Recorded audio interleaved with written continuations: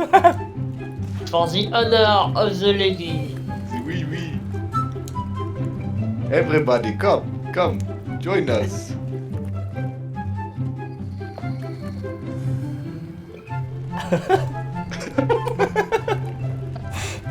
Look up as well. So you really... Exactly. For the lady! For the lady! Oui, oui! Subscribe to ThePartyKnife or I'll cut your nuts off! What is up, my friend YouTube? You come to me, yes? What is up, guys? PK here, and in today's video, we're gonna be doing the 10 winning ways of the Vermintide. Or something. Anyways, today we're gonna talk about 10 sort of basic strategies that newer players can follow. It's essentially a 10 tips for beginners and newer players on how to play, how to win games, how to avoid losing essentially, which is just a fancy way of saying winning, right? So anyways, with that said, let's get to it. When I see it, search every nook and cranny. Number uno, stay with your team. This might seem extremely obvious since it is a co-op game, but nonetheless, this is a problem I think a lot of people face, particularly when trying to get up a difficulty for the first time. So if it's your first time playing Legend, Champion, Cataclysm, doesn't matter, these are the 3 good tips to sort of go by to avoid this being an issue. Rule number 1, if you struggle to stick with your team, try intentionally positioning yourself in the middle of the pack. So in other words, avoid falling behind and avoid pushing ahead. Secondly, if you are forced to split up, always try to split up 2 and 2 instead of 3 and 1, so that no one is left sort of entirely to their own demise. If you have to pick between pushing ahead or going to someone falling behind, let's say if one person's dead, there's only 3 of you, then you should always go to the person who's falling behind so you can help that person catch up.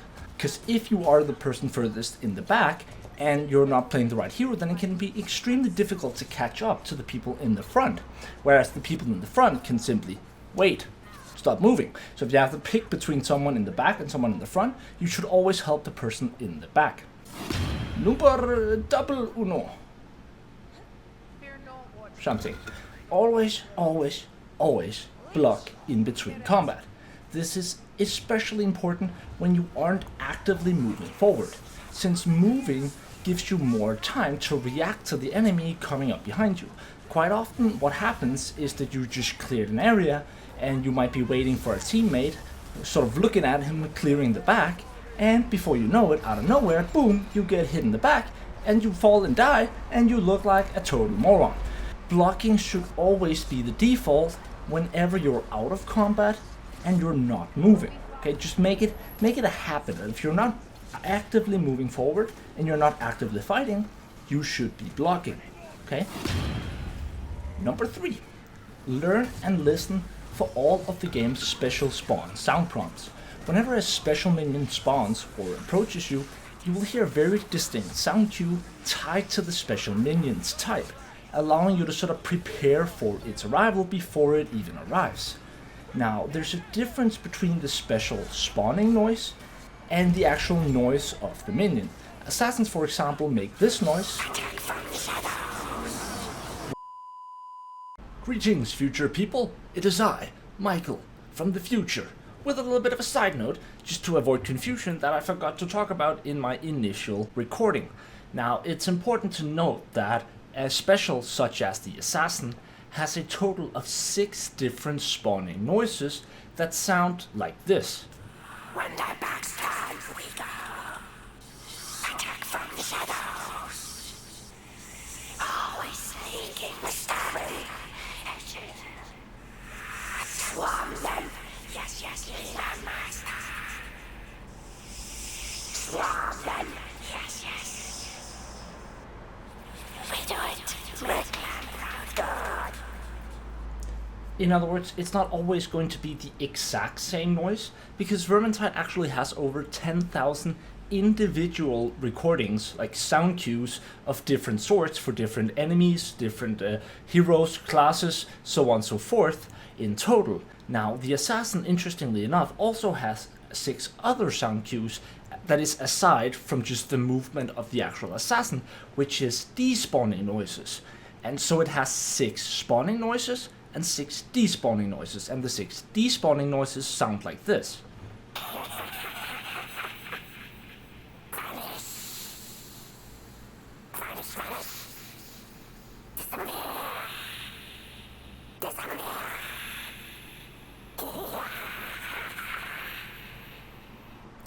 Not at all creepy. However, the important thing to note here is that even though there are 6 different spawning noises and 6 different, I only have 5 fingers, 6 different spawning noises and 6 different despawning noises, the noises are nonetheless distinct from each other. So it's not too difficult to hear whether that was a despawn or a spawn.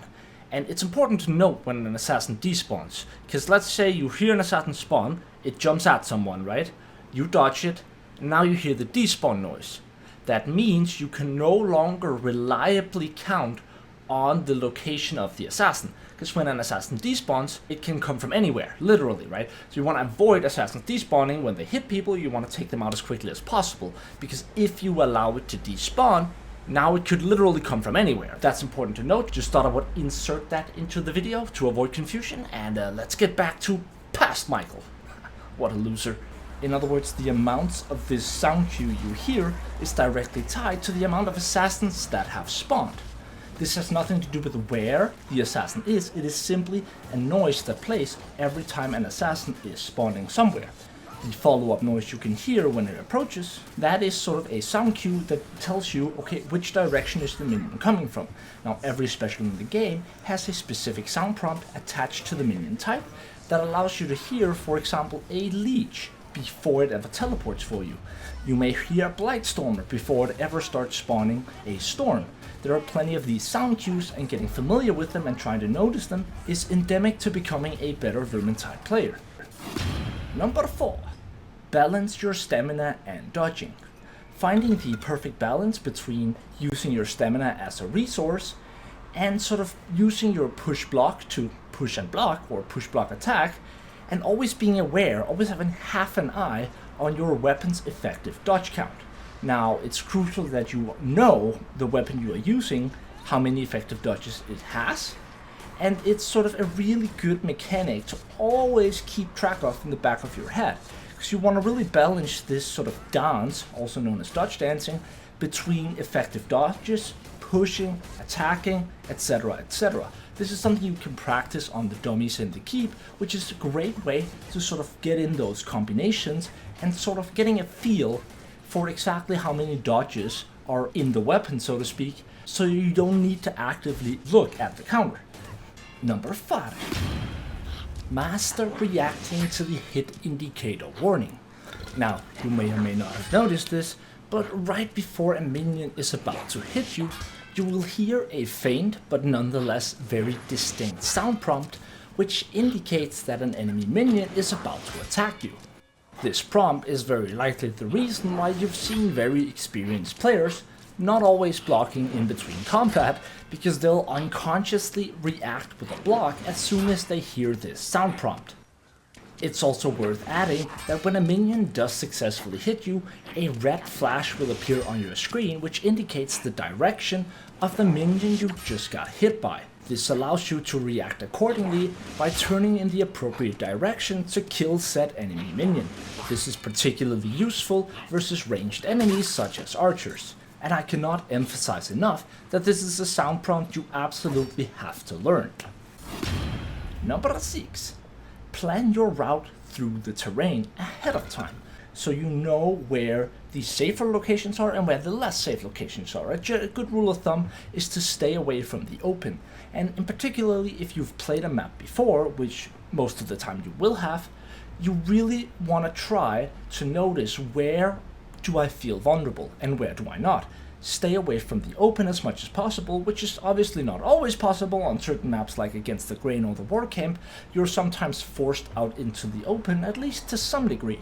But even there, it will make sense to choose a path ahead of time. This could be because you know where special spawns are coming from, which is something that comes with experience. It could be because certain areas have more potential item spawns, or it could be because there are sort of structures out in the open which might provide more protection, sort of allowing you to narrow down the amount of angles you need to worry about at any given time. This is particularly useful for against the grain, for example, where there are 2 items quite often up in this little shed that you see here, and it's also a great halfway point from which to fight something like an assassin. If an assassin spawns, you don't want to be in the open because it could come from literally any side, whereas with the shed you can narrow that down so you only have to worry about straight in front of you. Number 7, be a team player. Now, as obvious as this might sound, I have a couple of examples to help you understand what I'm really talking about here. When someone has been down, for example, instead of waiting for them, instead of having them to ask you for a medkit, if you have a medkit, simply heal them immediately or give them your potion. You would want them to do the same for you, right? It's annoying if you're down and you have low health and your temporary HP is vanishing. You don't want to have to stop up, click enter, and start telling your teammate to please give you a healing, when really he could have just paid attention and done it himself. Now, this is of course not that much of an issue on the lowest difficulties of the game, but as you get up in higher difficulties, people will get annoyed if you don't do this. So try to take notice of when your team needs your help. Another example would be, let's say you're playing on a shade. When you're playing shade, you would really like to have a concentration pot, right? So, but let's say instead of a concentration pot, you find a strength pot first. Pick up the strength pot, and then immediately give it to your teammate. That makes it way more likely that if your teammate later throughout that run finds a concentration pot, he's gonna go, ah, that shade gave me a strength pot, and give you the concentration pot. So that way you don't need to constantly be in front in order to pick it up, because you trust that the teammate you gave you a strength pot might return the favor. And if he doesn't, whatever, he's a moron. Okay, get over it. Number 8, try not to drop from points of no return before all of your teammates have caught up. And furthermore, you should be prepared to drop down immediately if one of your teammates does drop down ahead of time, since you can get to him, but he can't get to you, which goes back to rule 1 regarding splitting up, where it's always better to split up 2 and 2 than 3 and 1. This is because Vermintide's spawn system directly targets players that strafe too far away from the pack, and spawns disablers intentionally targeted at those players. And at least if there's 2 of you, getting hit by an assassin isn't immediately a death sentence, necessarily. Number 9, learn about class and weapon specific breakpoints. In Vermintide, killing stuff fast is obviously important, but more damage doesn't always mean that you'll kill something faster. For example, if an enemy minion had, let's say, 120 health, and you had a bow shot that dealt exactly 100 damage, well then adding 10% extra damage would have no effect whatsoever against that enemy minion. This is because you would obviously need 2 shots to kill the enemy minion, regardless of whether or not you dealt 100 damage or 110 damage. It had 120 health, and so you would need 2 shots in any case. Adding 20%, however, means that you would now deal 120 damage, and would thus only require a single shot in order to kill that enemy minion.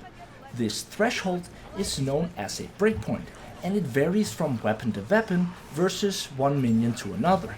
But the concept really lies in adding the minimum amount of damage required versus a given minion, or preferably as many as possible, in order to require as few attacks as possible to kill that given enemy minion on a given difficulty. This all sounds very, very complicated. It's really not. It's about whether or not you go from 3 shots to 2 shots, or you stay on 3 shots.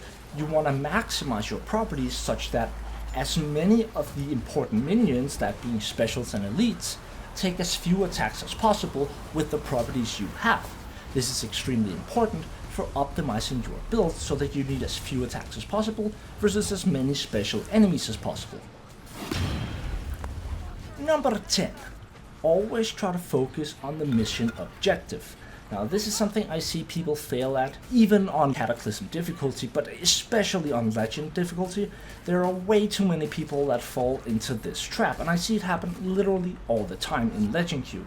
Focus on the mission objective. One of the most common reasons for losing games, at least in my experience in Vermintide, is when the entire team gets caught up fighting this never-ending horde during an event, instead of focusing on the actual task at hand, which is to beat the event.